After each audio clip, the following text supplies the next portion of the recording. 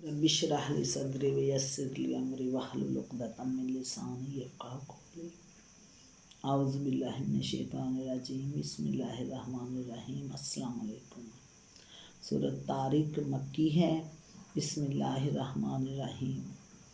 नाम पहले ही आयत के लफ्ज़ तारिक को इसका नाम करार दिया गया है। ज़माने नज़ूल इसके मज़मून का अंदाज़ बयान मक्का मुअज़्ज़मा की इब्तदाई सूरतों से मिलता जुलता है, मगर ये उस ज़माने की नाजिल शुदा है जब कुफ़ार मक्का कुरान और मोहम्मद सल्लल्लाहु अलैहि वसल्लम की दावत को ज़क देने के लिए हर तरह की चालें चल रहे थे।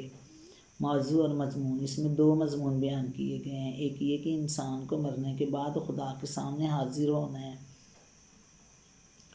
दूसरी ये कि कुरान एक कौल फैसल है जिसे कुफ़ार की कोई चाल और तदबीर ज़क नहीं दे सकती। सबसे पहले आसमान के तारों को इस बात की शहादत में पेश किया गया कि कायनात की कोई चीज़ ऐसी नहीं जो एक हस्ती की निगहबानी के बग़ैर अपनी जगह कायम और बाकी रह सकती हो। फिर इंसान को खुद इसकी अपनी ज़ात की तरफ तवज्जो दिलाई गई है कि किस तरह नुत्फ़े की एक बूंद से उसको वजूद में लाया गया है और जीता जागता इंसान बना दिया है। उसके बाद फरमाया है कि जो खुदा इस तरह उसे वजूद में लाया है जो वो यकीनन उसको दोबारा पैदा करने पर भी कादिर है, और ये दोबारा पैदाइश इस गर्ज़ के लिए होगी कि इंसान के उन तमाम राज़ों की जांच पड़ताल की जाए जिन पर दुनिया में वो पर्दा पड़ा रह गया था। उस वक्त अपने अमाल के नताइज भुगतने से इंसान ना अपने बलबूते पर बच सकेगा और ना कोई उसकी मदद को आ सकेगा। ख़ात्मे कलाम पर इरशाद हुआ कि जिस तरह आसमान से बारिश का बरसना और ज़मीन से दरख्तों और फसलों का उगना कोई खेल नहीं है बल्कि एक संजीदा काम है, उसी तरह कुरान में जो हक़ाइक़ बयान किए गए हैं वो भी कोई हंसी मजाक नहीं है बल्कि पुख्ता और अटल बातें हैं। कुफ़ार इस गलत फहमी में हैं कि उनकी चालें इस कुरान की दावत को ज़क दे देंगी, मगर उन्हें ख़बर नहीं है कि अल्लाह भी एक तदबीर में लगा हुआ है और उसकी तदबीर के आगे कुफ़ार की चालें सब धरे की धरे रह जाएगी। फिर एक फ़िक्रे में रसूल पाक सल्लल्लाहु अलैहि वसल्लम को ये तसल्ली और दर पर्दा कुफ़ार को ये धमकी देकर बात ख़त्म कर दी गई है कि आप सल्लल्लाहु अलैहि वसल्लम ज़रा सब्र से काम लें और कुछ मुद्दत कुफ़ार को अपनी सी कर लेने दें। ज़्यादा देर ना गुजरेगी कि उन्हें खुद मालूम हो जाएगा कि इनकी चालें कुरान को ज़क देती हैं या कुरान उसी जगह गालिब आकर रहता है जहाँ ये उसे ज़क देने की कोशिश कर रहे हैं। बिस्मिल्लाहिर्रहमानिर्रहीम। वस्समाई वत्तारिक, कसम है आसमान की और रात को नमूदार होने वाले की। वमा अद्राका मत्तारिक, और तुम क्या जानो कि वो रात को नमूदार होने वाला क्या है। अन्नज्मुस साकिब, चमकता हुआ तारा। इन कुल्लु नफ्सिन लम्मा अलैहा हाफिज़, कोई जान ऐसी नहीं है जिसके ऊपर कोई निगहबान ना हो। फलयंजुरिल इंसानु मिम्मा खुलिक, फिर ज़रा इंसान यही देख ले कि वो किस चीज़ से पैदा किया गया है। वस्समाई वत्तारिक, कसम है आसमान की और रात को नमूदार होने वाले की।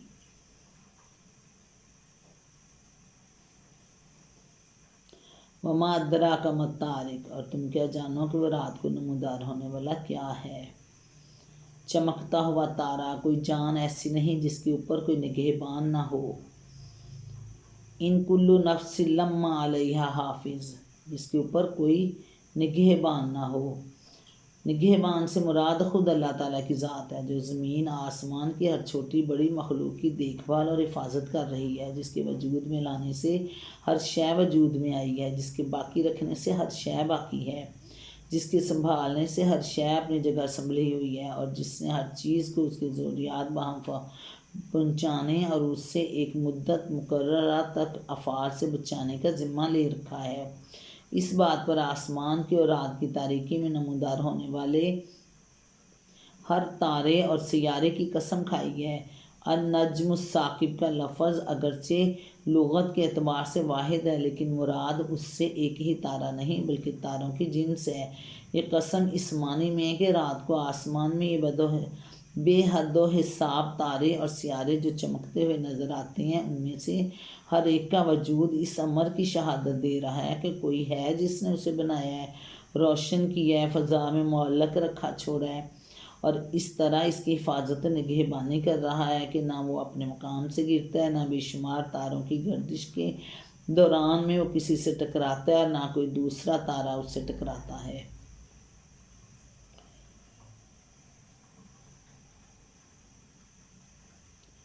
پھر ذرا انسان یہی دیکھ لے کہ کس چیز سے پیدا کیا گیا ہے۔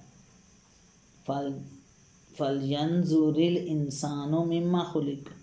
عالم بالا کی طرف توجہ دلانے کے بعد اب انسان کو دعوت دی جا رہی ہے کہ وہ خود ذرا اپنی ہستی ہی پر غور کر لے، کس طرح پیدا کیا گیا ہے، کون ہے جو باپ کے جسم سے خارج ہونے والے اربوں جرثوموں سے ایک جرثوم میں اور ماں کے اندر سے نکلنے والے بکثرت بیزوں میں سے ایک بیزے کا انتخاب کر کے دونوں کو کس وقت جوڑتا ہے اور اس سے ایک خاص انسان کا استقرار حمل واقع ہوتا ہے۔ پھر کون ہے جو استقرار حمل کے بعد سے ماں کے پیٹ میں درجہ بدرجہ اسے نشو و نما دے کر اسے اس حد تک پہنچاتا ہے کہ وہ ایک زندہ بچے کی شکل میں پیدا ہوتا ہے۔ پھر کون ہے جو رحم پدر مادر ہی میں سے اس کے جسم کی ساخت اور اس کے جسمانی ذہنی صلاحیتوں کا تناسب قائم کرتا ہے۔ پھر کون ہے جو پیدائش سے لے کر موت وقت تک اس کی مسلسل نگہبانی کرتا ہے، اسے بیماریوں سے بچاتا ہے، حادثات سے بچاتا ہے، طرح طرح کی آفات سے بچاتا ہے، اس کے لیے زندگی کے اتنے ذرائع بہم پہنچاتا ہے جن کا شمار نہیں ہو سکتا، اسے نعمتیں عطا کرتا ہے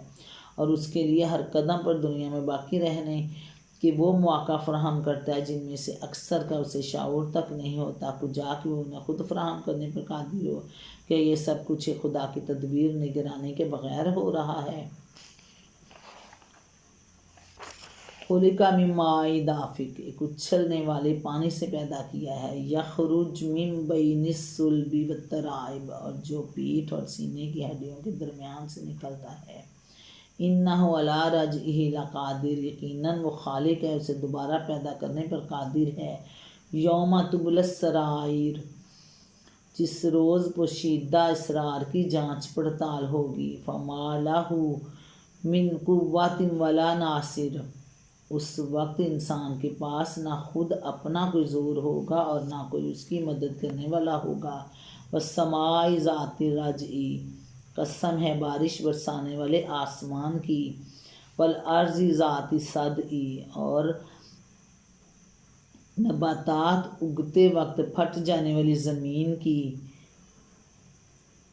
انہ لقول فصل، یہ ایک جچی تلی بات ہے، ہنسی مذاق نہیں ہے۔ وما ہوا بالہزل، ہنسی مذاق نہیں ہے۔ انہم یکیدون کیدا، یہ لوگ کچھ چالیں چل رہے ہیں، اور یکیدون کیدم و اکید کیدا، یہ لوگ کچھ چالیں چل رہے ہیں اور میں بھی ایک چال چل رہا ہوں۔ فمہل للکافرین امہلہم رویدا، بس چھوڑ دو اے نبی ان کافروں کو ایک ذرا کی ذرا ان کے حال پر چھوڑ دو۔ امہلہم رویدا، ان کو ان کے حال پر چھوڑ دو۔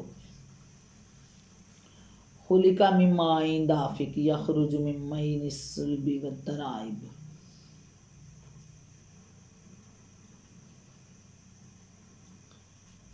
انہ علی رجعہ لقادر، یقیناً وہ خالق اسے دوبارہ پیدا کرنے پر بھی قادر ہے۔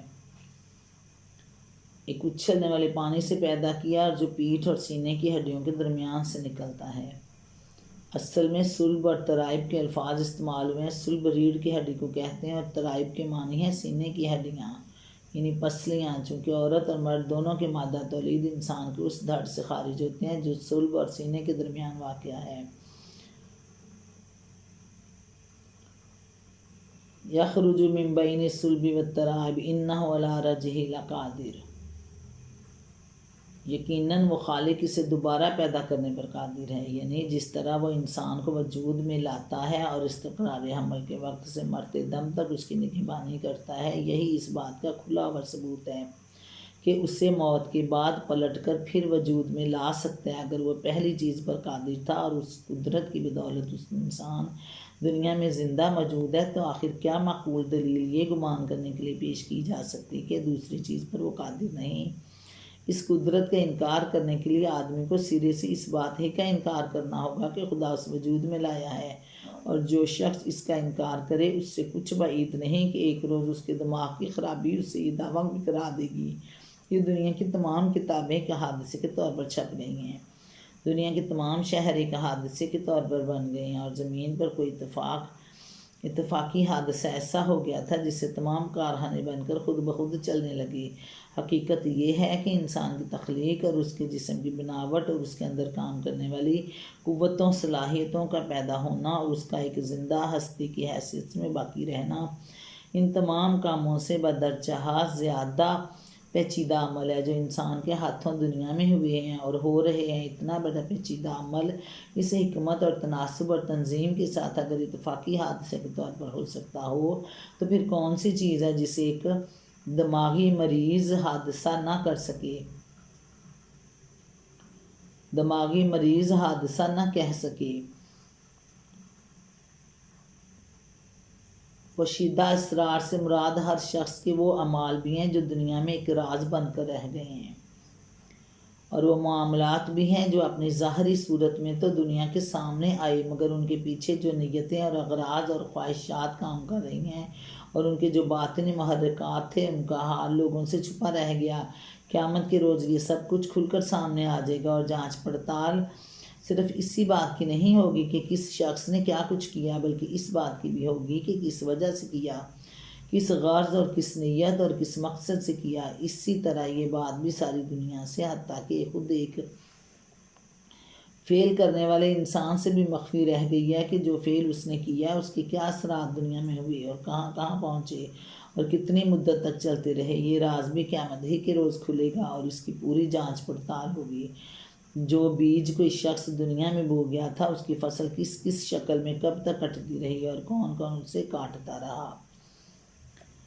آسمان کے لیے ذات رجع کے الفاظ استعمال کیے گئے ہیں۔ رجع کے لفظ معنی تو پلٹنے کے ہیں، مگر مجازاً عربی زبان میں یہ لفظ بارش کے لیے استعمال ہوا ہے، بارش کے لیے استعمال کیا جاتا ہے، کیونکہ وہ بس ایک ہی دفعہ برس کر نہیں رہ جاتی بلکہ بار بار اپنے موسم میں اور کبھی خلاف موسم پلٹ کر آتی ہے اور وقتاً فوقتاً برستی رہتی ہے۔ ایک اور وجہ بارش کو رجع کہنے کی یہ بھی کہ زمین کے سمندروں سے پانی بھاپ بن کر اٹھتا ہے اور پھر پلٹ کر زمین پر ہی برستا ہے۔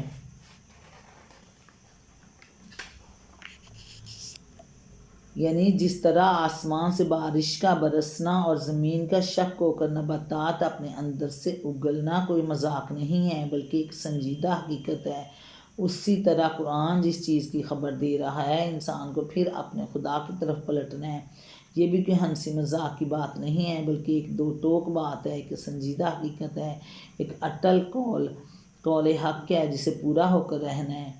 یعنی کفار اس قرآن کی دعوت کو شکست دینے کے لیے طرح طرح کی چالیں چل رہے ہیں۔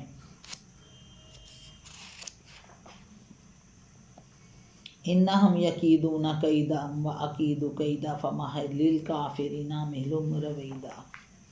یعنی کفار اس قرآن کی دعوت کو شکست دینے کے لیے طرح طرح کی چالیں چل رہے ہیں، پھر اپنی پھونکوں سے اس چراغ کو بجھانا چاہتے ہیں، ہر قسم کی شبہات لوگوں کے دلوں میں ڈال رہے ہیں، ایک سے ایک جھوٹا الزام تراش کر اس کے پیش کرنے والے نبی پر لگا رہے ہیں تاکہ دنیا میں اس کی بات چلنے نہ پائے اور کفر و جاہلیت کی وہ تاریکی چھائی رہے جسے چھانٹنے کی کوشش کر رہا ہے۔ یعنی میں یہ تدبیر کر رہا ہوں کہ ان کی کوئی چال کامیاب نہ ہونے پائے اور یہ آخر منہ کی کھا کر رہیں گے اور وہ نور پھیل کر رہے گا جسے بچانے کے لیے ایڑی چوٹی کا زور لگا رہے ہیں۔ یعنی انہیں ذرا مہلت دو کہ کچھ یہ کرنا چاہیں کہ دیکھیں، زیادہ مدت نہ گزرے گی، نتیجہ ان کے سامنے خود آ جائے گا اور انہیں معلوم ہو جائے گا کہ میری تدبیر کے مقابلے میں ان کی چالیں کتنی کارگر ہیں۔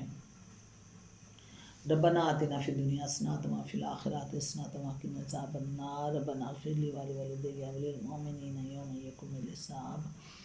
اللہ تعالیٰ ہمیں دنیا آخرت میں سرخرو کرے، امت محمد کے دنیا آخرت میں سرخرو کرے، عزت کی روزی، عزت کی زندگی دے، شفا زندگی تندرستی ہے، اللہ ہمیں اپنے حفظ و امان میں رکھے، آخرت میں سرخرو کرے، اور امت محمد کو اللہ اپنی رحمت کے سائے میں ڈھانک لے۔ السلام علیکم ورحمۃ اللہ وبرکاتہ۔